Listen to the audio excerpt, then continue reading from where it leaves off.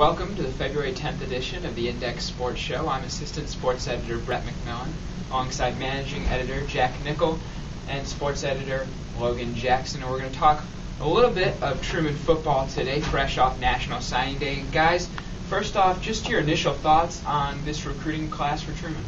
It's not a real big class, clearly, only 15 guys. I think they only had 13 last year, so it's pretty comparable to last year, I think. See a lot of guys on the offensive and defensive interior. I talked to Coach Nesbitt, and he said he really wanted to focus in on that area. They're losing quite a few guys to graduation on that offensive line, so he really wanted to focus on that. And you also see a lot of guys from Missouri. Nesbitt also said he was going to focus kind of from Kirksville to St. Louis and really try to pick up some guys from that area. So. Yeah, Logan, I agree with you. I guess my initial thought was, when is it going to end? This was about a 3-day signing period because of the weather. But I agree. I thought it was a little bit smaller than what I expected. 13 people last year on signing day. I expected a little bit higher this year. And again, they did seem to target every position, which was good. But I pretty much just agree with everything you said. Target all the way across the board, and in the Missouri area too. Past years they've gone down to Texas a lot, and they've been staying more local this year. Coach Greg Nesbitt now has a full year on the field and also a full year of recruiting under his belt. So how does his class from last year and the class from this year differ in your mind?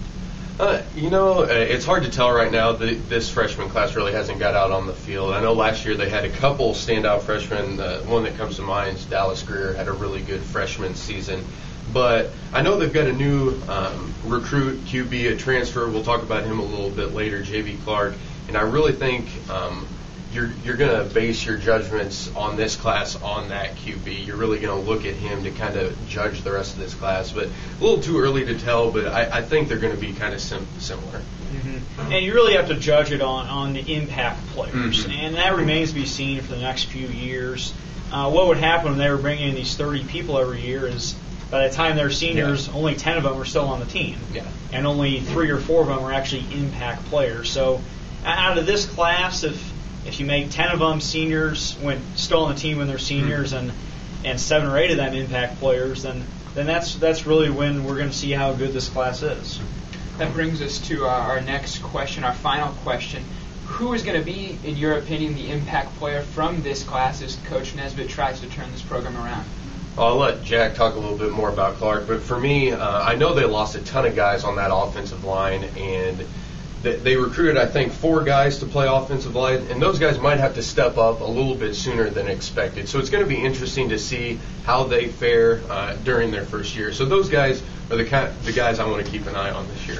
Yeah, and then J.V. Clark, the quarterback from the FCS, which was formerly Division I AA, Lehigh University. I think it's Lehigh at least, in Pennsylvania, and reminds me a little bit about Matt Tissage when he was recruited a few years ago.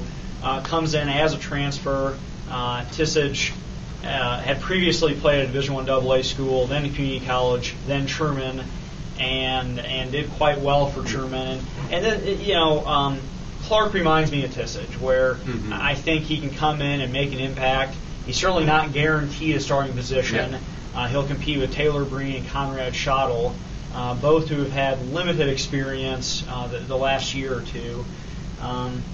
But, we'll see. And he's only going to be here for 1 year, too. So, maybe even if he's just playing for 1 year, he can at least mentor the younger guys and help them get better. As you said, Nesbitt continues to turn the program around. It'll certainly be interesting to see how Clark progresses this year and how the Bulldogs fill in at some of the other skill positions as well. Thanks so much for watching this week, and tune in again next week. And remember to pick up a copy of the Index at a campus building near you.